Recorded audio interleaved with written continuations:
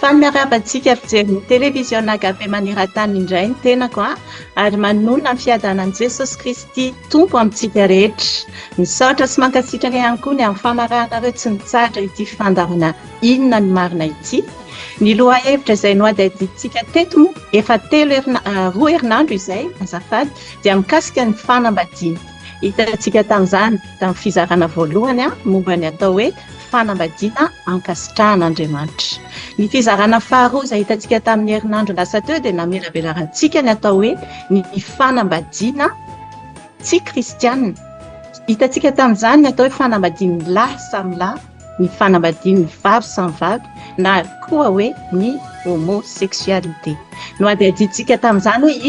inona no atao hoe homosexualité dia mbola manasantsika koa zany anaraka ireo fizarana anankiroa ireo ao amin'ny tambazotra YouTube no ahitantsika izany fandarana izany. Dia ny fizarana fahatelo izay ho hitantsika androany dia ny hoe inona no mety ho vahaolana azontsika kristiana omena ireo tafalatsaka amin'izany hoe homosexualité izany.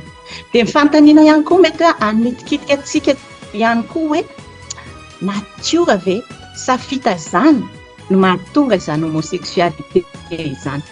Fa mialohan'ny hidirantsika lalindanina amin'izany dia manana journalistsika androany vaovao izy ity journalistsika androany dia Ravavely dia miarabanao Ravavely dia tonga soa ianao. Miarabantsika tsara avy nahatratra n'izao fotoana androany izay ato amin'ny resaka momba ny homosexualité dia ty resaka ty moa somary sarotsarotra ihany sarotsarotra mihitsy ary mety mampisy olana amin'ny fiarahamonina ho an'ny tenan'ilay olona manokana ho an'ny ankohona ny fianakaviana ny ampiasana ny ampianarana any amin'izay rehetrarehetra mametraka problème be mihitsy io zany mandritry ny andro iaina ny mandrapatonga azy mampatonga anazy miverina amin'ny laoniny satria fantatra hoe lalana tsy normal mihitsy zay lalana amin'ny hoe homosexualité zay fa raha teningasy moa zany dia tena sarotsarotra milaza an'izay. Mametraka ny fanontaniana hoe fa ahoana marina moa zany nampatonga an'izany fa manina lasa niovaova ohatr'izany ilay fiainana resaka momba ny fananahana fa dia nanisy inona loatra mba ambarao kely hoe inona ny tena antony nampatonga an'izay, iza ny tena nanomboka an'izay tamin'ny voalohany izay. Nanina ny lasa gasigasitsika misy antsika tiako lasa misy an'izany koa nefa tsika tena saripady mihitsy ny fananana zany amin'ny tsika malagasy mba omena anareo hoe ny fanontaniana valy fanontaniana dia misaotra anareo. Misaotra betsaka Ravavely dia miaraba ihany koa ny vahintsika androany dia miarabanao Rahavavy Claudia. Ny vahintsika voalohany androany dia Rahavavy Claudia. Misaotra betsaka Rahavavy nanome fitenenana dia faly miarabantsika indray amin'ny anaran'i Jesosy dia manana fiadanany tompo amintsika tsirairay avy. Dia ny ijoro-vavolombelona kely moa zao androany afoifoziko ilay izy satria lavalava ihany satria voafetra ny fotoana dia afoifozika ilay izy fa satria nisy tamin'ny ankohonako zany Rahavavy Claudia misaotra betsaka anao fa mbola hiditra amin'izay lalindanina kokoa tsika rehefa avy eo fa andraso aloha tsika hiarabany vahintsika izay ataontsika ihany koa hoe tompotrano vahiny ve sa tompotrano sa le anankiroa Ranada Hermanampy sy ny teknisiana Ranada Victoire vahintsika androany dia miarabanareo mirahalahy ihany koa tonga soa ianareo. Ia, mankasitraka Ranabavy Malalamirina nandray anay eto amin'ny plateforme moa amizao Agape TV zao a dia mbola hafaliana ho an'ny tena koa raha lahinareo raha nadanareo Victoire miaraka amintsika tsirairay avy amintsika ny tokantranontsika tsirairay avy mitafatafa amin'ny alalan'izao fandaharan'izao dia samita in Jesosy daholo tompoko mankasitraka. Ya dia faly miaraba ny rahalahy Victoire ihany koa, miaraba ny ranabavy isan'izay eto, ranabavy Elie, ranabavy Claudia, indrindra ranabavy mpanolotra dia malala ny rina, ary ny sisan'izay dia rabaiko ihany koa era-po era-tsaina tena era-panahy mihitsy ary apitsikitsikina mihitsy zany no tena iarabako hosolo mpandraisan-tanina ho antsika menakavy manarika eto sy izay mbola ho avy ihany koa naterin-daharana. Nefa mialohan'izany dia mino aho efa anomana vavaka tena matsiro mihitsy ny mpanolotra eto satria mila ny vavaka izy ity, mila n'Andriamanitra miasa mihitsy amin'ity lohateny tena atao hoe manokana ity lohateny izay tena atao hoe mafonja ary tsy ho vitantsika maha-olombelona antsika fotsiny no miresaka momba izany eto fa dia mino aho fa mila ny hitafihinan'ny avy any amin'ny hafintsika ahafahantsika manatanteraka izao fandaharana izao misaotra antsika rehetrarehetra. Eny ary misaotra betsaka anareo dia araka ny teny ranadà teo moa dia ny voninahitra sy ny haja sy ny fisaorana dia atolotra n'Andriamanitra irery ihany fa noho ny fahasoavany sy noho ny fitiavany antsika rehetra no mbola nahatohizao antsika ary noho ny fitiavany ihany koa sy ny fahasoavany no mbola ahafahantsika manatanteraka izao émission izao ka andao ary omentsika anazy ny toerana indrindra ny fisaorana ny fiderana dia hanondrika ny lohantsika tsirairay avy isika dia alohan'izany dia amaky tenin'Andriamanitra fohifohy ao amin'ny Filipianina toko 4 andiny 4 ka hatramin'ny 7 izay manentana antsika tsirairay avy hifaly isan'andro ary ovakiko ny teny amin'ny anaran'i Jehovah. Mifalia mandraka hariva amin'ny tompo hoy izao indray mifalia. Aoka ho fantatry ny olona rehetra ny fandeferanareo efa mby akaiky ny tompo. Aza manay na inona fa aoka ny fivavahana sy ny fifonana mba amin'ny fisaorana no entinareo. Azafady. Manambara ny fangatahanareo amin'Andriamanitra amin'ny zavatra rehetra. Ary ny fiadanan'Andriamanitra izay mihoatra ny fahalalana rehetra hiaro ny fonareo sy ny hevitrareo ao amin'ny Kristy Jesosy. Amen. Dia ndao tsika hiaraka hivavaka hametraka izao fotoana izao amin'ny tompo. Dia mbola misaotra sy midera ary mankalaza ny anaranao izay ry Andriamanitra tsara indrindra noho ny fitiavanao sy ny fahasoavanao mbola mahatoy izao anay indray Jesosy ny ahatongavanay eto amin'izao ratsy fotoana izao. Tsy noho ny herinay na noho ny tanjakay tompo fa noho ny fitantananao anay tsirairay avy no mahatoy izao anay.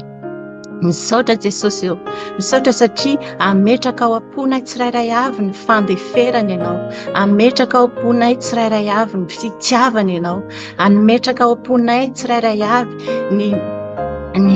vahaolana ianao tompo omenay an'ireo namanay izay tafalatsaka amin'izany hoe homosexualité izany. Koa raisy ny toerana avy indrindra fanay masino omeo anay ny fahendrena, ny tolotsaina ho anay izay ametraka fanontaniana, ho anay izay amaly fanontaniana, ho an'ny mpijery anay izay mety ametraka fanontaniana ihany koa dia apetraka feno ampiaratananao izany tompo fanay masino tario izahay satria tsy mahavita nininy izahay raha misaraka aminao. Dia araisy tompo ny dera sy laza voninahitra fa ianao irery ihany mendrika an'izany. Alleluia. Amen. Eny ary dia omiko anao avy hatrany raha avy Elia manana fanontaniana angamba ianao manitikitika anao kiasika an'ilay ity loha-hevitrintsika ity izany moa dia hoe hanome vahaolana isika, hiezaka isika izany hanome vahaolana amin'ny maha-kristiana antsika raha sendra ny olona manodidina antsika hoe tafalatsaka ao anatin'izany homosexualité izany. Dia omeko anao fitenenana raha avy Elia. Sotranao nanome fitenenana. Misy ny fanontaniana efa napetraka teo ihany ilay fanontaniana fa nisy inona tao amin'ny tantaran'ireo olombelona nisy an'izay hoe homosexualité izay. manontany aho hoe fangaha dia tsisy nahafantatra hoe tany amin'ny ray aman-dreny tany ve raha nanamboaran'Andriamanitra raha ho amin'ny resaka kristianina dia lahy sy vavy nanaovan'Andriamanitra ny olombelona. Dia izy hoe ao amin'ny Genesis 5:5 ao izy tena izy hoe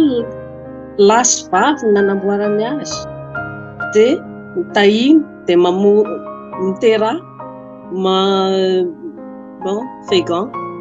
mitombo. Ahoana moa zany ny ampatongan'ny reny raha fitenisia hoe lesbienne, gay, homo regny. Ahoana moa zany ny ampatongana azy hitombo? Inona no ataony? Inona ny solution? Raha hoe asaina iza zany tsisy taranaka intsony zany vita teo zany tantarany taranaka. Mba manontany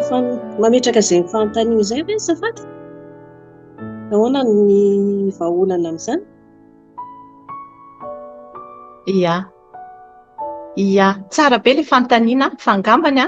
alohan'ny hamalitsika an'izay fanontaniana izay dia ataontsika hanaraka horonan tsara kely fohifohy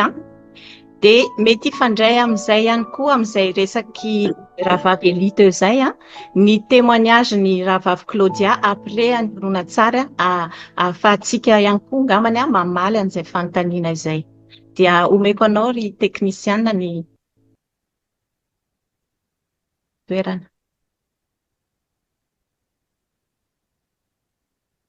De la Bible, tout le monde sait qu'il y a 5-6 textes contre l'homosexualité dans la Bible. 2 dans Lévitique, où on dit que c'est une abomination si 2 hommes couchent ensemble, comme le texte le dit. Et 3 textes dans le Nouveau Testament. Le texte le plus important, c'est Romains 1, où Paul parle de ce phénomène de l'homosexualité, en disant que c'est une sorte de punition pour le péché. Bon, donc sur le pur plan biblique, on pourrait dire on a 4-5 textes qui sont contre l'homosexualité, dont la question est réglée. Ça, ce serait une première base. On a tout de suite l'impression que c'est un peu rapide. Par contre, ce qu'on ne peut pas non plus faire, c'est se passer de ce texte. Dans une tradition chrétienne, ces textes doivent être travaillés. Donc, un extrême serait tout simplement de dire on arrête là, on a ces textes-là, la question est réglée. Un autre extrême serait de dire j'ai même plus envie de discuter de ces textes, ce que j'ai aussi parfois observé. Je trouve que ce n'est pas bien non plus. Après, il faudrait peut-être poser d'autres questions. Une deuxième question qui s'ajoute, et là on reste toujours sur le plan des textes bibliques, ne pas seulement lire les quelques textes sur l'homosexualité, mais de poser d'autres questions intelligentes. Par exemple, quelle est la vision de la sexualité dans la Bible? Le mot n'apparaît pas, mais quand même la Bible parle dans beaucoup d'histoires et textes de ce que nous appelons aujourd'hui la sexualité. Et encore plus général, quelle est l'anthropologie ou les anthropologies qu'on peut trouver dans différents textes bibliques. Et là, bien évidemment, quand on regarde le début de la Bible, on parle de la différence sexuée, parce que Dieu crée l'être humain à son image en tant qu'homme et femme. C'est en Genèse 1. Certains interprètes disent que la différence sexuelle est présentée même comme faisant partie de l'image de Dieu. Bien sûr, c'est une exégèse qu'on peut aussi mettre en question, mais en tout cas le texte semble indiquer quelque chose de ce type. Donc sur ce plan-là, on pourrait peut-être quand même dire que dans les textes bibliques se dessine l'opinion que l'altérité sexuelle pourrait être importante pour l'humanité. Ia, misaotra betsaka raha nata Victoire ny amin'izay horonan-tsara izay dia araka ny teniko teo moa izany dia hoe omentsika ny rahavavy Claudia avy hatrany ny fitenenana hanohy an'ilay réflexion an'ity Elie sy fanontaniana taty Elie teo, mety misy apahany amin'ny témoignagenao ny valiteny andrasany. Enary misaotra nanome fitenenana rahavavy malala dia noetiko hamalinan'ny resaka tantely mako dia hanazava fohifohy zany zao ny zavatra nisa tamin'ny akohonanay fa ny vadiko moa mananjanaka vavy izy tamin'ny vadiny taloha dia io zaza io zany mixa ny fitezanana azy miana aty aminay izy indraindray dia ana amin'ny reniny izy indraindray dia izy io zany mbola 14 ans izy fa anam-pianarana no nahitana an'le izy zany zany mbola ana amin'ny collège dia mifandray amin'io vehivavy io dia vehivavy io zany nanaovan'le vehivavy anazy zany niraisiny hoe toy ny namany tena hoe toy ny namany akaiky ny fony dia ny prezentevana aminay le vehivavy hoe namako izy miara-mianatra fa tamin'ny voalohany zany le izy tena hoe namana tena miara-mianatra dia ny tena namana akaiky dia ohatran'ireny zany no niarahana amin'io zazavavy io tamin'ny voalohany tena mpinamana fa rehefa hitanay le vehivavy ohatran'ny sarisarin-dahy zay izy fa izy vehivavy fa ohatran'ny manao afiakanjo olona sarin-dahy dia somary gagaga ihany moa ny tena hoe ty olona ty izy tamin'ny vadiko ohatran'ny hafahafa ny fisehoany fa le zanany zany hitanao zany le zaza mbola hitanao zany hoe mbola zaza hoe mbola azo ambakaina zany mbola azo hoe manipilevana anatin'ny sainany satria mbola mahatanora anazy dia teny reo ny mpinama teny dia navadiky n'le namany zany le resaka rehefa avao satria zany hitany zany le zaza fa manam-pitiavana tsy hoe manam-fitiavana hoe ina fa hoe tiany be le namany dia teo zany navadiny le izy navadiny fiarahana fa ty zaza namany ty zany efa ela be zany izy manao zavatra hoe tia vehivavy mitovy aminy fa mbola tsy nataona amin'ity zaza ty zany fa rehefa hitany le zaza fa tena hoe tena tianazy fa tena hoe raisiny ty zaza ty hoe tena namany izy teo zany na tsy badiny le izy dia hoe namboamboariny teo dia tena rehefa vita namboamboariny teo hoe tiako ianao ohatran'izany dia lasa niova ny sain'le zaza dia izay manko tsy mahalala fa hoe namana dia alainy eto dia miara-mianatra dia ohatran'izao tsy zay dia izay tsy mahalala fa taty aoriana zany zaho nanana hiahy zao hoe teneniko vadiko hoe ohatran'ny hafahafa ho ty zaza ty fa ohatran'ny tsy avelany mihitsy nio zanakanao io ity zaza ty tsy avelany mihitsy fa antsoiny foana sanandro maray na hariva dia ataony ohatran'izay dia lasa mitady anazy koa le zaza hoe dia tena miantso anazy matetika fa mpiantso foana reo roa dia nanomboka teo zany ny tsiry le fitiavandreo roa zany dia voafitaka le zaza tezainay zany lasa nakatia be anazy dia ny rarana izy nandahatra amin'ny farany izy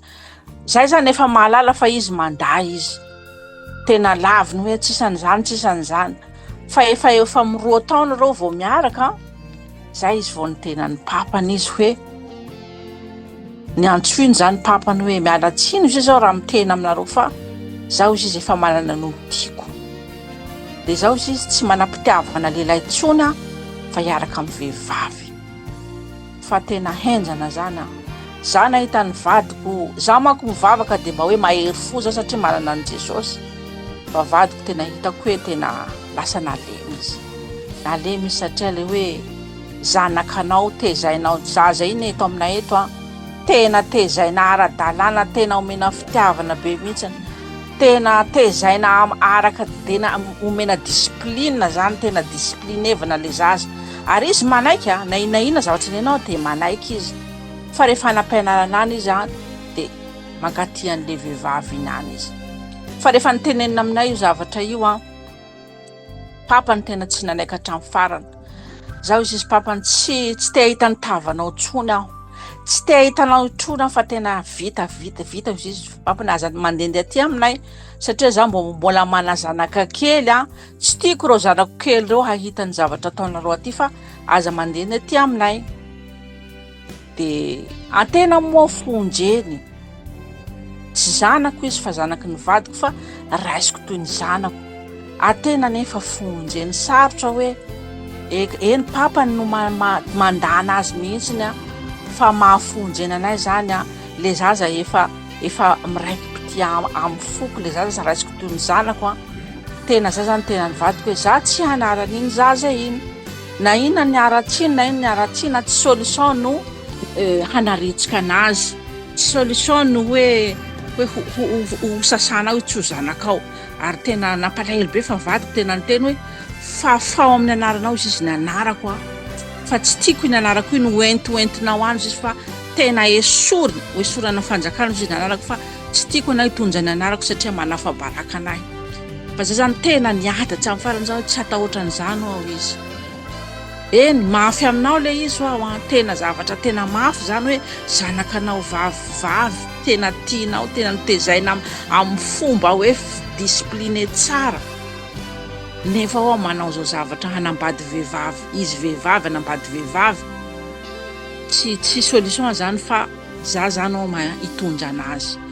fa raha vadiko aloha tena fa tsy nitady tsony tsy niteherika azy tsony ary tsy tena tsy teherika mihitsy fa za zany no nandray an-tanana an'le izy dia za zany no antsoiny matetiky zao antsoiny zao matetiky dia mananatra anazy foana moa zao za tsy kivy zany nananatra anazy ary zay misy fotoa zay mifankahita na anambadika any satria izy tsy mahafaka mandeha aty aminay tsony fa za zany mandeha anambadika any mifankahita aminazy dia eo le vehivavy vadiny dia manatsy koa dia ataoko bonjour a fa za mijery anazy ao sady manao délivrance anatin'ny foko any tena miantso an Jesosy mihitsy ao anatin'ny foko any hoe délivrer vao io sainy zaza io fa tena voafatsy nyty vehivavy ty fa tena zany foana anaty rehefa hitako izy dia atsehiko ny masony mihitsy ary anatin'ny foko any tonga dia manao délivrance anatin'ny fo any zany zaho dia ny tena lay moa le zaza hoe zaho izy izy io izy ny vadiko io izy ny safidiko ka na ino izy zavatra ataonareo a tsy saraka amin'io sanao fa io no tiako ary mandra-pahafatiko izy tsy saraka amin'io fa io no tiako izy dia manahoana zany ao ny taranaka anao afara tsy manino izy fa zao izy iadopte zaza dia zay izy nataoko iadopte zaza zany tsy miteraka satria samy vehivavy fa ny eritreritra anay roa izy dia zay izy hiadopte zaza dia tezainay dia maman sy maman izy zay rehefa ao an-trano fa haina ihany izy no mitondra an'le zaza dia ena roa lasa za nandeha mivavaka fa tena nando alifako io zaza io tena nitarainako amin'i Jesosy io zaza io tena natoky an'Andriamanitra zao fa tena hitanao zany le zaza voafatsy ny devoly raha nataoko ny fandinihana io fanambadiany vehivavy sy vehivavy io aretina mifindra izy io satria zany rehefa tratra ny olona anankiray hoe niaraka tamin'olo vehivavy sy vehivavy dia miampitana amin'le anankiray dia miampita amin'le anankiray dia ohatran'izay tena hitanao zany hoe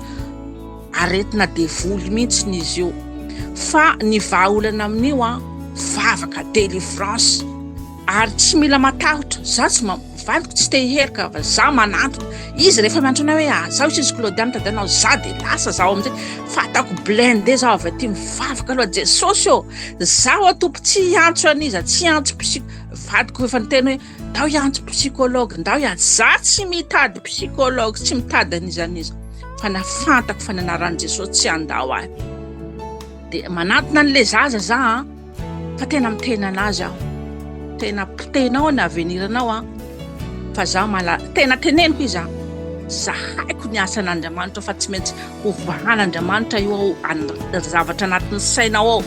voafatotra io tsy maintsy vahan'Andriamanitra dia miteny izy hoe c'est pas possible izy tena c'est pas possible izy fa io no tiako zany foana zany no fiainanay teto fa tena isorako an'Andriamanitra fa tena vavaka ny nahavaovahana azy tena tsara tokoa izany torevitra sy tena hoe mahaliana tokoa raha vavy Claudia ary tena mankasitraka nanaiky nitondra izay témoignage izay tena mahaliana ary tena misy zavatra azontsika tsoahana be dia be mihitsy ao anatin'izay zavatra niteneniny teo izay. Voalohany indrindra aloha raha naharaka tsara isika dia niteny izy hoe nolavon'ilay rainy le zaza vo fantany hoe homosexuel. Izay zany dia efa tokony aniditsidika antsika tsirairay avy azo atao ve zany no tonga dia manilikilika ny olona homosexuel. Dia zavatra ray faharoa manarakaraka izany ihany koa azontsika raisina amin'izay témoignage izay ihany koa dia hoe ny vavaka no tena nampiova ilay zaza. Dia azontsika ho raisina tout de suite zany izay vahaolana izay. Dia manahoana ny eritreritrareo vahinytsika omeko anareo vahiny lehilahy kosa aloha ny fitenenana amin'izao ora sy fotoana izao. Raha nadahery afaka mandray fitenenana ve ianao afaka manampy an'izay famelabelarana izay? Ia, azo atao mihitsy betsaka ny resaka moa fa ho feperako ihany le satria raha tena atao boky sy natao tsaiky be da be mihitsy no resaka resahana. Nafinaritra daholo le resaka teo ary azo resahana daholo na le olona tsara na ilay témoignage ny ranavavy Claudia teo izay mbola tsy nifarana moa le témoignage fa raha fahafantarako azy raha tsy diso ranavavy dia miala tamin'ilay fomba homosexuel le zazavavy avy eo dia nanantona ny Kristy nandeha nentinao niangona tsy zay raha tsy diso Rendranaday izy zany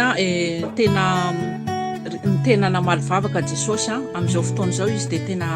efa manambady lehilahy izy manandranaka vita mariage fa tena tsy niteherika le vehivavy zany izy fa tena niala mihitsy izy Alleluia. Tena zay mihitsy ny zavatra tena nafinaritra le fiafaran'le izy satria ny fiafaran'ny zavatra moa no manamarina ihany koa ny ady izay nataonao.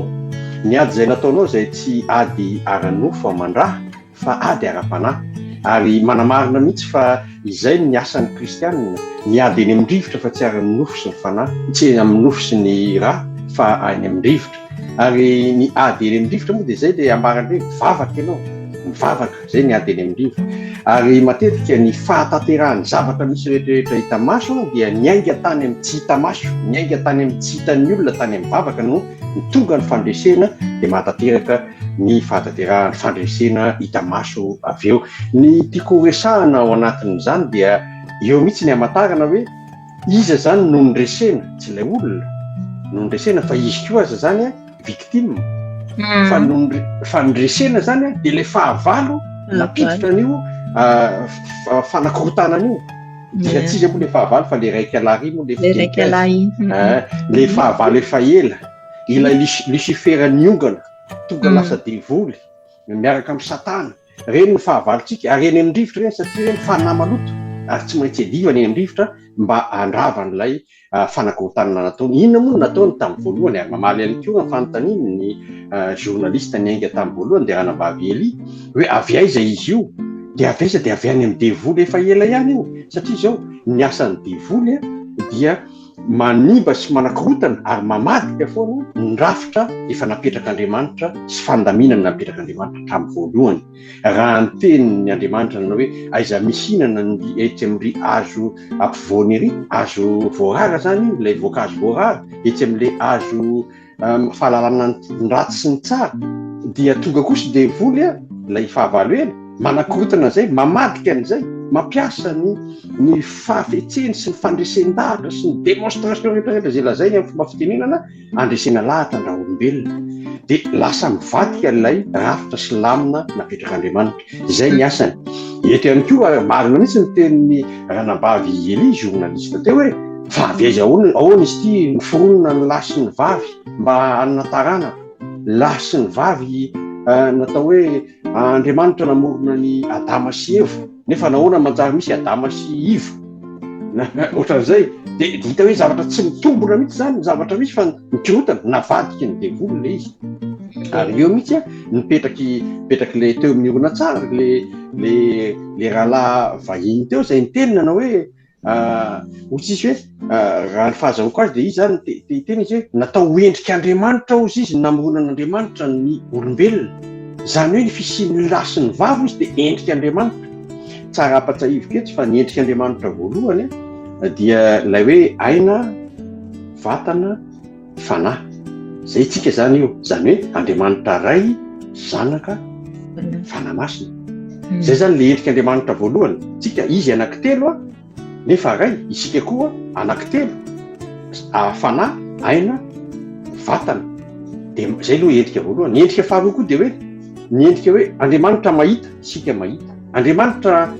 mieritreritra, tsika koa mieritreritra. Andriamanitra manana miasa, tsika koa miasa. Andriamanitra mandeha etseroa mizaha ny eraky ny tany sy ny rehetrarehetra, isika koa afaka mandeha etseroa. Andriamanitra atao hoe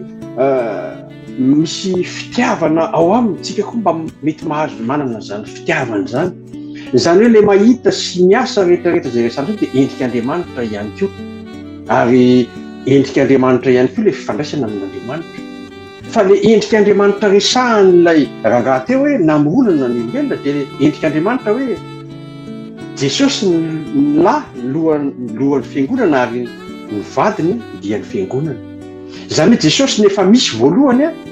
dia noforonona ny fiangonana, tahaka ny hoe ny lahy ny misy voalohany dia noforonona ny vehivavy, niainga tamin'ny taonatehizana lehilahy. Zany hoe niainga tamin'ny Kristy teo amin'ny hazo fijaliana, ny asan'i Kristy, niala tamin'ny Kristy, namoronana ny fiangonana, ny tonga lasa kristianina zay Kristy mandehandeha kely, Kristy kely mandehandeha any tsirairay avy any antsika any. Zany hoe ny ADN na ny chromosome ny Jesosy no namoronana ny fiangonana. De toy izany koa ny chromosome ny lehilahy X y no X ny dupliqué n'Andriamanitra tamin'ny opération chirurgicale de jamais vu hatramin'izay hatramin'izao tao amin'ny opération nataon'Andriamanitra tamin'ny fampatoriana azy tamin'ny anesthésie générale ny Adama. Ny taolana nalainy fa ny ADN nalainy ny chromosome X Y de nalainy ny X ny dupliqué de natonga ny vehivavy. Izay ny famoronana nisy amin'ilay hoe endrik'Andriamanitra tiany resahana eto. Ka noho izany ny fiangonana izay ny foronon'Andriamanitra dia tena voaaro ihany koa satria misy teny Jesosy teny Jesosy moa zany fa tenin'Andriamanitra zany teny ao amin'ny Jaona toko voalohany ny 9:12 de zay nandray azy de nomeny hery ho tonga zanak'Andriamanitra. Inona ny antony? Tsy maintsy nomena hery ho tonga zanak'Andriamanitra ny foronon'Andriamanitra vao mahatohatra ny asan'ny devoly. Satria zao ny autorité telo misy eto amin'izao tontolo zao, autorité suprême zany autorité an'Andriamanitra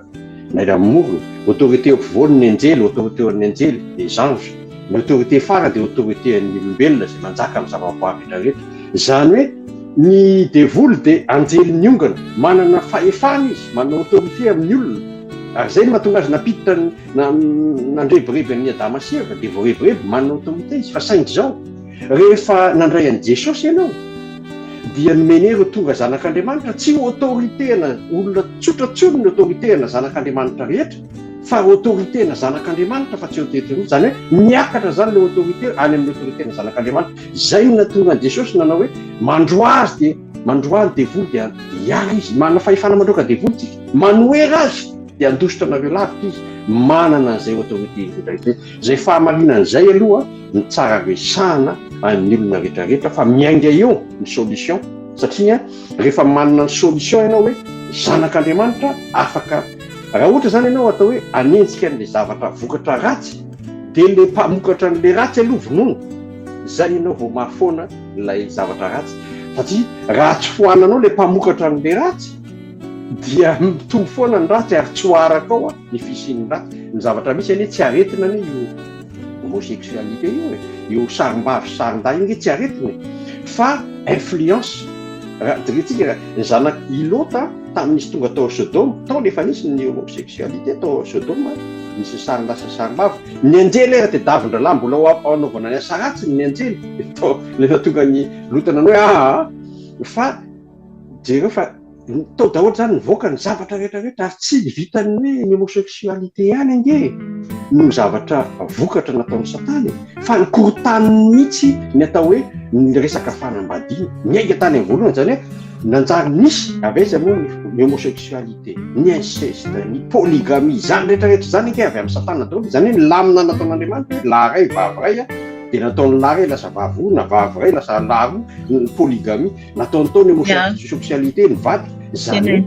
influence io satria zanaky lota azy dia nanjary tafiditra nitondra ilay inceste izay zaza teraka tao a Sodoma sy lehibe tao. Zany hoe ajanoko kely eo aloha fa manjary voamana fa betsaka ho ary lazaina fa alohan'ny hafandray ny resaka. Misaotra betsaka Canada hery amin'izany fanazavana tena mafonja dia mafonja izany ary tena hoe ampy dia omeko anao raha vavely nahavaly ny fanontanianao ve alohan'ny hidirantsika amin'ny fanontaniana manaraka satria nisy resaka notenen'ny Ranada hery teo izay hoe ampidirantsika indrindra koa ny fanontaniana manaraka fa alohan'izay dia omeko anao raha vavely ny fitenena satria ianao nametraka an'ilay fanontaniana teo dia ahoana ny fahitanao an'izay sao dia mbola manakambary ianao momba an'izay. Tsy mandeha micro anao Sotra betsaka na ny fitenenana dia mazava hatrany fa diso lalana mihitsy zany reto olona manao ny fomba fampiasain'ny fanamahandreo dia iza moa no mitarika azy fa sy ny devoly satana sy ny vorongony sakanany tsy iteraka tsony zany reto olona eto araka ilay tenin'Andriamanitra teo n'Andriamanitra ny teny mitombo dia ny sitrapon'ny devoly dia hoe tsisy tsony ny taranaka zany fa andeha ananganangana itsesiro indray verina indray amin'ilay hoe amin'ny teknôlôjia manamboatramboatra olona sy ny adoption mazava ny amin'ny resaka iny fa dia sotra ny amin'ny valim-panontaniana. Eny ary dia misy fanontaniana kely anankiray manitikitika moa zany efa notenen'ny Ranada hery teo ilay izy hoe tsy aretina ilay izy. Isika zany tsy teraka ihany koa hoe homosexuel fa tonga homosexuel. Ny olona moa zany ny olona homosexuel zany tsy teraka homosexuel fa tonga homosexuel. Dia ny fanontaniana manitikitika amin'izao fotoana izao dia hoe avy aiza ary naturel ve le izy sa fitaizana ve ahoana ny hevitrao Ranada Victoire omeko anao fitenenana fa ianao mbola tsy nandray fitenenana. Mankasitraka nanome fitenenana Ranavavy Malalany Rina dia mankasitraka antsika tsirairay afaka moa tamin'ny fandraisana anjara teo tena fanontaniana legitime be ary tokony hipetraka mihitsy zany hoe avaiza marina moa ny homosexualité satria hatrany amin'ny tenin'Andriamanitra amin'ny testamenta taloha efa misy zavatra zay raha tsy teny lahatra raha tsy lazantsika momba ny resaka Sodoma sy Gomora dia hatramin'izao araka ny témoignage izay nataon'ny Ranavavy Claudia teo moa hoe nisy resaka influence ny tany ampianarana olany fanerasera dia fanontaniana mipetraka hoe move noho ny fitaizana ilay izy move noho nyzay influence zay move zavatra naturel dia andray ijoro vavolombelona kely fofoy kely angamba za momba an'izay hoe miresaka fitaizana zay zany satria matetika ny zavatra hitantsika eo amin'ny fiarahamonina dia misy miteny hoe zany nitaizana anahy dia zay na tonga na lasa ohatran'izao lasa ohatran'ny excuse zany le izy dia hoe za efa ohatran'izay mihitsy ohatran'ny manova ny naturako anareo raha ohatra hoe misy olona teraka lehilahy nefa lasa vehivavy na hoe teraka vehivavy manana orientation miresaka lehilahy dia tonga dia meko exemple terre à terre zany ny tenako manokana zany tamin'ny mbola kely moa zany zay tamin'izany dia mamanay maniry be te hanana zazavavy dia ny anton'izay moa dia tsotra kely satria ny zazavavy moramora kokoa tezaina moramora kokoa tenenina manao raharaha manampy ny ao an-trano efa ny zazalahy indray manana tendance hoe manana ny lohany maditra mandeha manao ny sitrapony dia nanana izay faniriana zay mamanay tao anatiny nefa ny zavatra niseho dia tonga za ary isoarana ny tompo moa zany fa faly be ihany izy fa ny zavatra nataony dia ninona dia nasiany izay fitaizana ohatrany hoe fitaizana vehivavy zay c'est-à-dire hoe nampianariny zany nanao raharaha nampianariny zany no zavatra madinidinika zavatra be da be tonga dia nandray ny zavatra rehetra tao an-trano zany za tena miresaka discipline lisy tena hoe niraisina ary vao olona mahita anao hoe tena gaganao za Victoire fa le olona mitovy aminao 12 taona 13 taona za tamin'izay olona rehetrarehetra mitovy aminao ohatra tsy manao raharaha tahaka ny nataonao fa tena hoe ohatran'izay mihitsy zavatra ny ampozen'ny mamatahotra any satria hoe na dia vehivavy ianao na lehilahy dia tia fitaizana tia no apetrako aminao satria tiako ianao rehefa lehibe any ho modely ho an'ireo zandrinao sy de suite. Dia zay zavatra zay zany napetraka teo marina hoe mety tsy amin'ny resaka fomba fitafy le influence napetrana na hoe tsy amin'ny resaka hoe fomba fiteny fa misy ihany zay hoe tezaiko anao mba hanana toetra spécifique fa tsy nahatonga akory zany nahatonga anao hoe sanatriny vavy lela dia hoe lasa nanana orientation laza vehivavy na hoe nanana toetra vehivavy fa tena nijory tsara mahalelana ry an'Andriamanitra rery any no nivonahitra amin'izay rehetrarehetra zay dia afaka tena hoe teneniko aminareo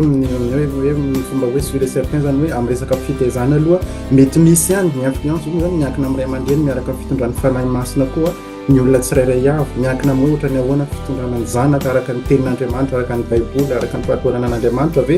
fa raha ny tokony ho izy aloha zany amin'ny raha ny hevitro manokana tena hoe afaka atao tsara mihitsy mitaiza ny zaza anankiray mametraka toe-tsaina amin'ny zaza anankiray sans nécessairement hoe manova ny orientation ny ankizany amin'ilay tsy tokony eritreretintsika. Zay ngamba aloha ajaniko hoe ngamba aloha ny anafa fantaniana tena hitako hoe tena legitime be zay zavatra zay raha toto sady amin'ny rahalahy hery moa raha ohatra hoe manana valy teny ampiana matoky za fa tena manana valiny koa izy anamafisana an'izay efa niteneniko zay mankasitraka. Sotranao Kala Victoire misy mahafinaritra be le resaka satria nampijoro hevitry ny olona be da be zay milaza hoe ny fitaizana no nahatonga an'io, ny fitaizana lasa hoe any amin'le ray aman-dreny zany ny menatsiny. Marina fa misy ohatrany hoe misy indray sombony mety hahatonga an'izay saingina zavabe moa ny tenina atao hoe za dia nijoro na lehilahy foana fa nefa raha tena dinina tokoa amintsika malagasy dia raha hoe manao raharaha dia vehivavy mpanao raharaha fa raha ny tena izy anie fanaovana raharaha tsy ho an'ny vehivavy ihany fa ho an'ny rehetrarehetra mihitsy fa zany hoe fialana bala toy ny sasany maky lalao baolina sy lalao kalesa angamba mibetsaka fa tena hoe zay le zavatra misy fa za mahita atao hoe couple tena hoe le vehivavy tsy manao raharaha mihitsy tsy mba atao an'izany fitaizana zany tsisy hay mihitsy na mahandro hanina azy fa le lehilahy no mahay ny zavatra rehetra dia mifameno izy koa zany afaka mifameno zany zavatra fa tsy zay mihitsy midika hoe vavy sy lahy tsy zay mihitsy mahatonga vavy sy lahy fa io atao hoe fifamenony ny mpivady sy manavanana azy dia zay no ataony fa ny tiako resahana ao anatiny zay le resahany rahalahy teo zay dia hoe ny fitaizana kosa angamba afaka micontribuer na hoe afaka mitondra ho amin'ny tsy fahatongavany le zaza amin'izany fitaizana resahako tsy le fitaizana hoe fanaovana raharaha fa le fitaizana mampiseho hoe fitaizana ao amin'ny tenin'Andriamanitra zany hoe fitaizana fototra ahafantarana hoe ny lahy dia lehilahy ary ny vehivavy dia vehivavy zany hoe mila manaiky zany ianao fa lahy namoronan'Andriamanitra anao lehilahy ianao ary mila manaiky ianao hoe vehivavy namoronan'Andriamanitra anao vehivavy ianao fa rehefa mivoana amin'izay dia tokony raha vita le fitaizana ara-pototra eo amin'ny soratra masina dia somary tsy mahazo aina izy raha vao ahodinao ohatra tiako lazaina anankiray tamin'izaho taloha tadidiko mihitsy fa misy ny atao hoe rehefa mifoka sigara dia ohatran'ny hoe lehilahy rehetanitsy raha tsy mifoka sigara tsy lehilahy nanomboka classe le 6e tany amin'ny collège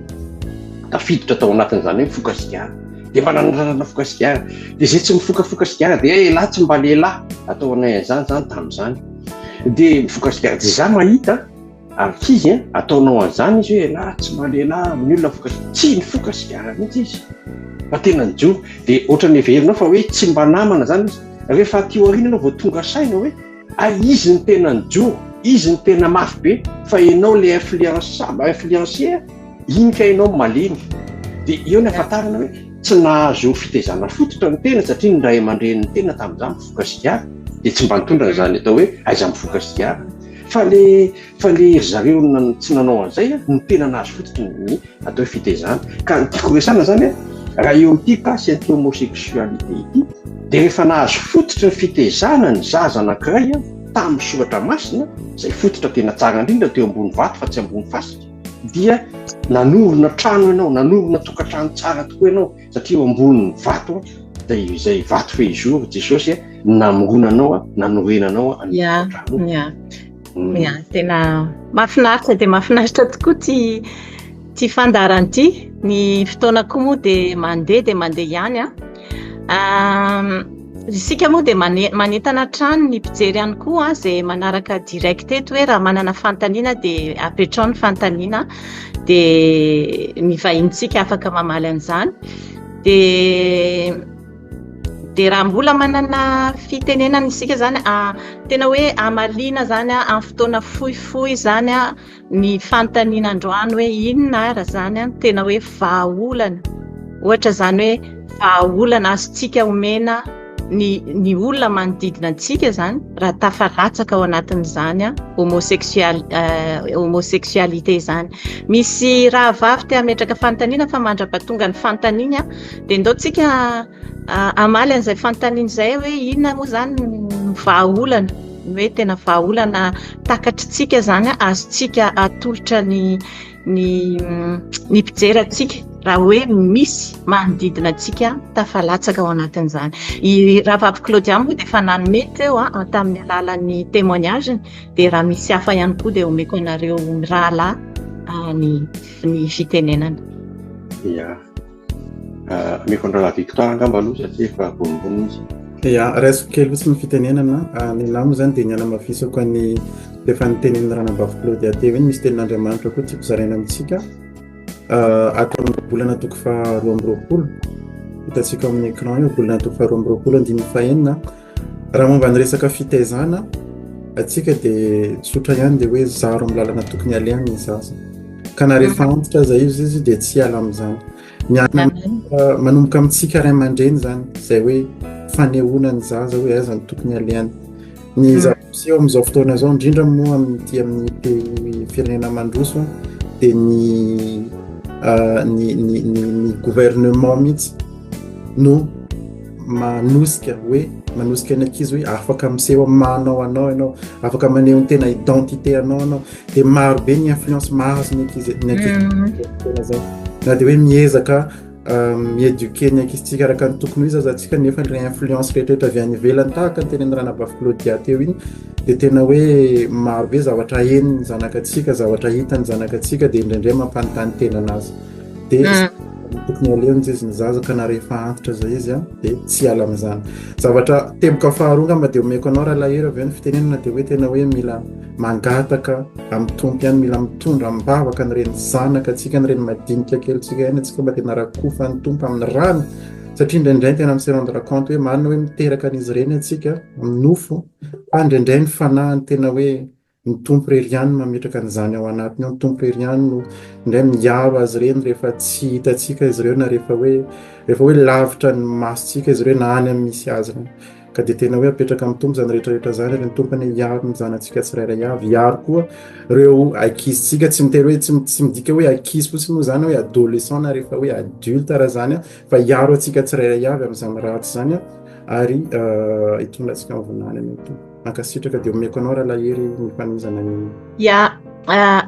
azafady somary angalangalatra fitenenana kely alohany satria misy namantsika atao mangetaeta te hametraka fanontaniana dia omeko anazy vetivety ny fitenenana, omeko anao raha vavy Ginette ny fitenenana amin'ny fametrahana fanontaniana amin'ny reto vahintsika ireto. Manao daholo tompoko maheno daholo ve? Maheno raha vavy. Za zany misy fanontaniana satria za manana cousine mipetraka any France any izy lesbienne dia izy za milaza hoe nahatonga anazy lesbienne zany hono hoe hermaphrodite zany hoe misy anakiroa zany ngamba fitaovam-pananahana fa izy zany vehivavy fatiny tambola kely zany zareo tsisy lehilahy mihitsy. Izy voalohany tamin'ny zanaky ny dadany sy mamany fa ny dadany zany samy efa niteraka tamin'ny vehivavy hafa, ny mamany tamin'ny lehilahy hafa, ny mamany taloha dia ny dadany ndray koa efa niteraka tamin'ny vehivavy hafa, zany hoe famille recomposée zany zareo. Dia misy moment izy aloha mipetraka taminay tamin'izany efa converti dia misy moment hoe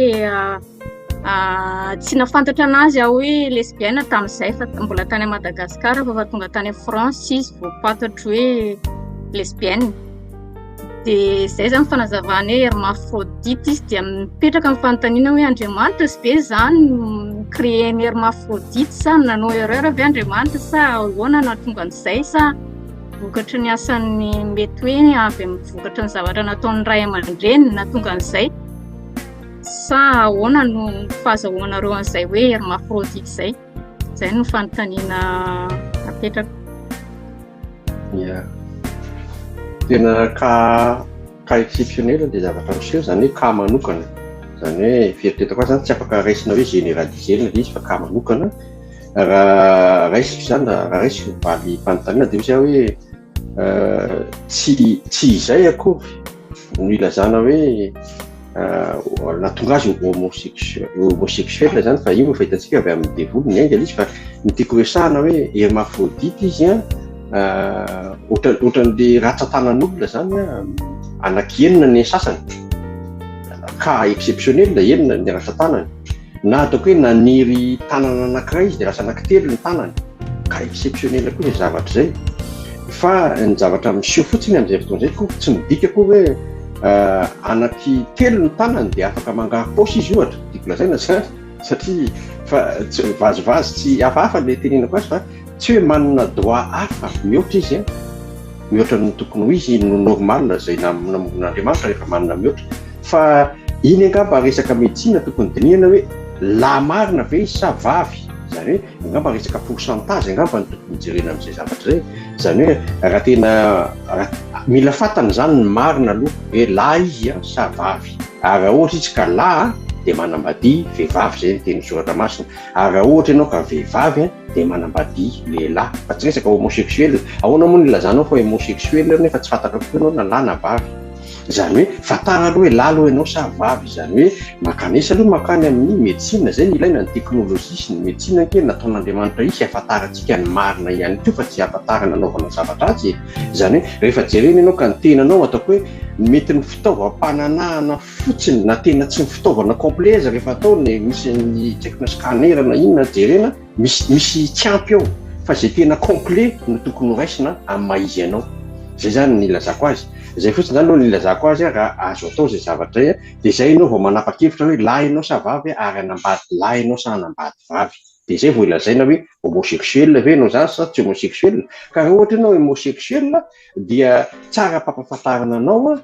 ny marina satria ny marina ny manafaka anao tsy ho andevoziny ny sainy satana sy ny asa ratsiny fa raha Jesosy manafaka dia ho afaka tokoa ianao dia zay zany no antony atao hoe tsy hoe ailika azafady le fanontaniana teo moa ahoana moa le fanontaniana saiko valiana teo raha la Victoire zay mihitsy ka le fanontaniana Bab Ginette le fanontaniana anankiray ny angara zay vao nisy an'izay oui non le fanontaniana anankiray dia hoe en fait efa miditra amin'ny vahaolana atsika inona zany no atao mba inona ny vahaolana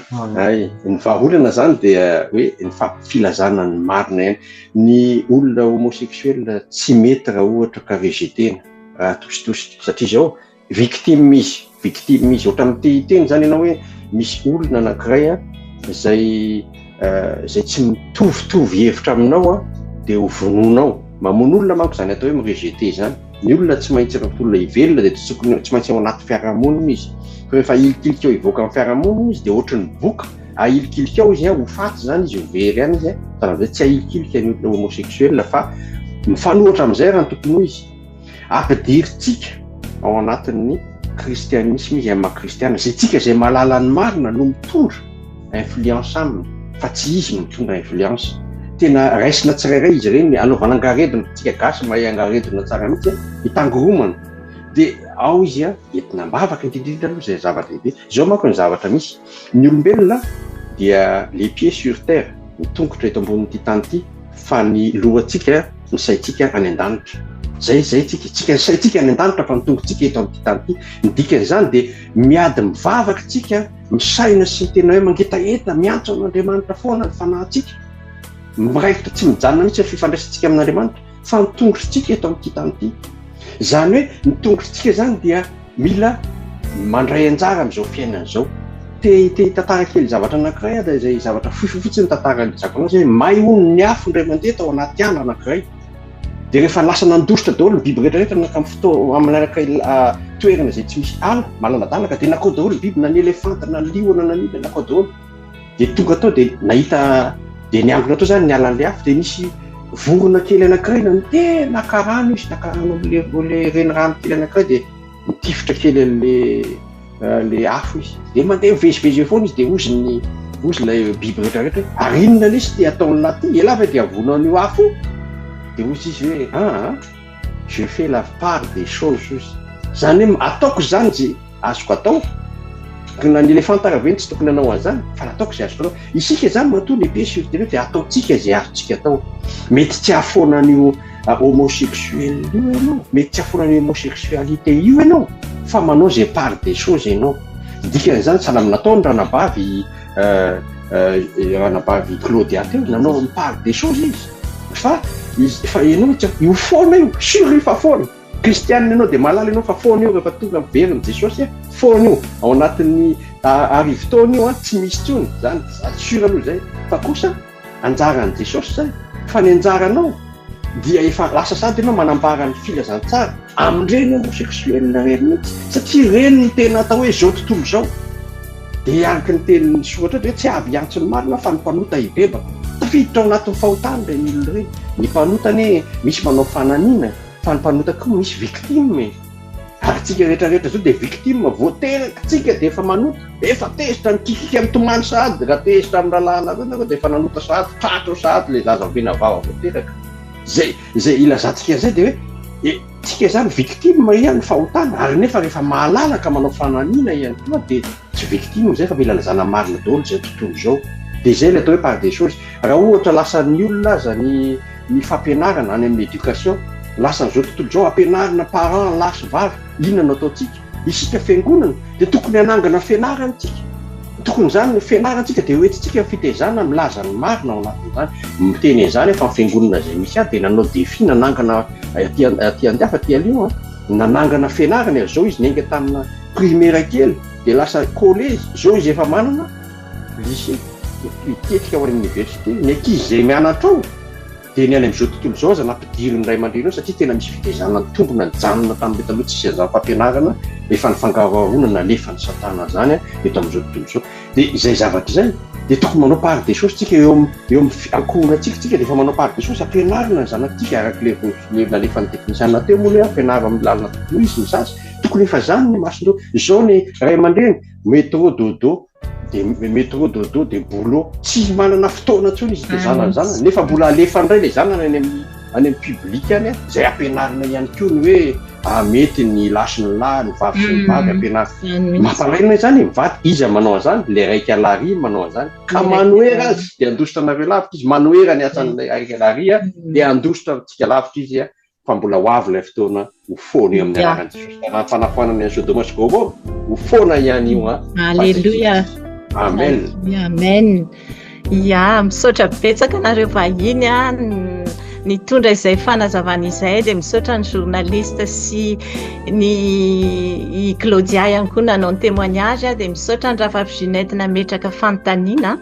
Ny fotoana moa de tena mandeha fa andao fitinitsika kely fotsiny zany hoe ny vahaolana ohatra zany hoe fehi-kevitra ny vahaolana zany ara kristianina araky ny dindiny antsika teto aloha de voalohany indrindra raha mahita olona homosexuel tsika manodidina atsika de omena fitiavana fa tsy rejetena zay zany satria mahagabe fitiavana atsika de zay ny torintsika ny fitiavana zany omena fitiavana ny olona izay hoe manodidina de eo ihany koa le hoe fanohanana ara-panahy fanajana ny maha olona tsy mifanamelohana an'ilay olona zany no ampiovana azy fa tena hoe raisiny izy de tohanana ihany koa de eo ihany koa le hoe fitaizana zaro ny tokony alehany zaza dia ny mbola kely de tsy hiala amin'izany izy rehefa lehibe de amarana isika tena hoe satry hiaraketo foana satry amelabelatra an'ity mahafinaritra be mihitsy le loha hevitra mbola hodiniana raha ho tohizana fa androany aloha de tapitra treto ny fizarana fahatelo amin'ity loha hevitra fanambadiana ity de ndaotsika amarana amin'ny alalan'ny vavaka de omeko anao raha nadahery ny famaranana amin'ny alalan'ny vavaka. Jesosy midera makalaza anao zay no ny fahalegazanao mbola nameanay zao fotoana sy fahalalana zao milaza an'izao lohahevitra izao, tsy maintsy alaina baraky satanaka zay no anaovanay an'izao Jesosy malala, alainay baraky izy fizy mamafy an'izao famadiana ny teninao zao, izy manakorotana, alainay baraky izy ary tondronay mihitsy satana lasa ianao miala tsy manana sehatra eo amin'ny ankonany tsirairay kristianina, fa ny fahamarinana no mitoetra mba hanafaka ny taranaka rehetra tsy ho andevo. Dia zany Jesosy no tena isaoranay ianao satria ianao lay lohanay izay kosa vatanao eto amin'ity tany ity, solo-tenanao tena hoe masovoanao zay eto amin'ity tany ity Jesosy, ka dia ny asanao no ataonay satria natiorana zanak'Andriamanitra zay tsirairay avy. Tsy ianao asan'izao tontolo zao zay araka ny teninao hoe miova amin'ny fanavaozana ny saina saiza manao araka ny fanaon'izao tontolo zao, fa zay nomenao anay, zay fitaizana nomenao anay no zarainay, zay anananay no zarainay, tahaka ny nataony Paoly Silasy teo amin'ny ilay niditra ny tempoly, nanao hoe tsy manana arena sy vola fa zay anananay no omena ianao amin'ny anaran'i Jesosy Kristy mitsangana ianao mandeha. Dia Jesosy ianao nomenay an'izao tontolo zao, tena ianao no zarainay, ny fanjakanao no zarainay, ny fampandrosoana indraindray ny fanjakanao no tena tohinay eto amin'ity zao tontolo zay, izay alehanay na any am-piasana na any am-fianarana na any amin'ny eny amoron-dalana eny, raha afaka azonay atao Jesosy no mizara, dia zarainay foana fa zay no nanirahanao anay hoe ho fahazavana sy fanasiny tany. Ka raha ny fanasinao ianao no tsy matsira intsony, izy indray no asira azy. Dia zany tokoa Jesosy raha ny fahazavana no mitsilopilopy motsy ao anaty aizina daholo zao tontolo zao, zany ny zavatra miseho amin'izao tontolo zao, satria ny kristianina tsy mijoro ao fahazavana, ny kristianina tsy mametraka ny faniliny eo ambony latabatra fa ataony any ambany latabatra, ny kristianina tsy milaza ny marina fa manjary manaraka indray ny fanao zao tontolo zao, manaikinaiky ny zavatra ratsy zay atao, manaiky fa hoe naturel normal nature zany homosexuel zany, tena zany ny zavatra ekena marina fa enjehana ny kristianina. Ianao aza ny enjehana, raha vao manitsika zany dia ireo fa manao homofobia, nefa raha enjehana aza Jesosy fantatray, fa raha ianao ny enjehana nahoana moa zay ny fienjehana, na manenjika anay kosa nefa raha miaraka aminao zay tsy maintsy fandresena, miampy fandresena foana ianao tompony teny farana no iainanay. Dia misaotra tompo satria menao anay ny fanantenana, ary mazava be moa ny teninao manao hoe ireto telo reto ny toetra, ny finoana, ny fanantenana ary ny fitiavana, fa ny fitiavana ny lehibe indrindra dia fitiavana nomenao zaraina ihany koa, mba tsy haniliana n'ireny olona ireny fa kosa hitondrana azy ho ao ambalanao, mba hieno ny teninao, mba ho feno ny teninao, hitoetra betsaka ao anatiny zany, ka hanova azy satria ny teninao dia fanasy fiainana ho ianao. Dia zany fanasy fiainana zany nampitombo azy ka hanafaka azy, satria raha fatany marina ianao lay fahamarinana, ianao lay lalana, ianao lay fiainana, raha fatany dia ianao Jesosy no tena manafaka azy. Tsy herinay zany fa herinao tokoa, ka ao aminao nitodianay tanteraka. Ny fitohizan'izao fandarana izao dia mbola apetraka aminao, misaotra anao noho ny raha lasa nabavy eto Jesosy, ianao niasa ny tokantrano tsirairay avy ihany, ampitombo ny atao hoe voana fafy rehetra izay nafafina ihany, fa tsy fantatray izay amosy tsy amo, fa ianao no malala, ianao Jesosy nametrana izany tanteraka mihitsy eo anivon'ny ankonana, taio ny ankonan'ny tsirairay avy aminay ireo, taio ihany koa ny ankonana izay miaino izao fandarana izao, amin'ny anaranao Jesosy no hanafahana izay miaino amin'izao fandarana izao, hiala amin'ny aizina ho afarakagana mahagaga, dera sy laza natolotra anao, misaotra raha eo noho ny amin'ny Jesosy Kristy zananao. Amen. Amen. Amen. Dia mankasitraka ny mpijery rehetra koa naharitra hatramin'ny farany. Amen.